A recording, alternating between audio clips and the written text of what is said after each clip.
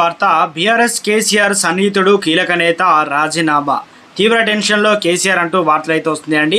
దీనికి సంబంధించి వివరాలు చెప్పడానికే వీడియో చేయడం జరుగుతుంది. చాలా మంది వీడియోస్ ఉన్నారు కానీ సబ్స్క్రైబ్ చేసుకోవడం మర్చిపోతారు. దయచేసి ఛానల్ సబ్స్క్రైబ్ చేసుకొని బెల్ ఐకాన్ ఆల్ పైన ట్యాప్ చేయండి. ఇటువంటి ఇంపార్టెంట్ ఇన్ఫర్మేషన్ మిస్ అవ్వకుండా మీ ఫోన్కి నోటిఫికేషన్ రూపంలో వస్తుందండి. చాలా మంది మీరు చూస్తున్నారు కానీ లైక్ చేయడం లేదండి. దయచేసి లైక్ చేయండి, ఇన్ఫర్మేషన్ అందరూ తెలుస్తుంది. మెదక్ జిల్లాలో బీఆర్ఎస్కు మరో ఎదురు దెబ్బ తగిలింది.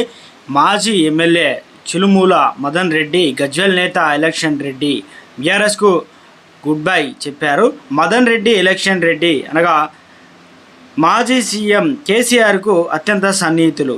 చిలుమూల మదన్ రెడ్డి నర్సాపూర్ నుంచి 2 సార్లు ఎమ్మెల్యేగా గెలిచారు.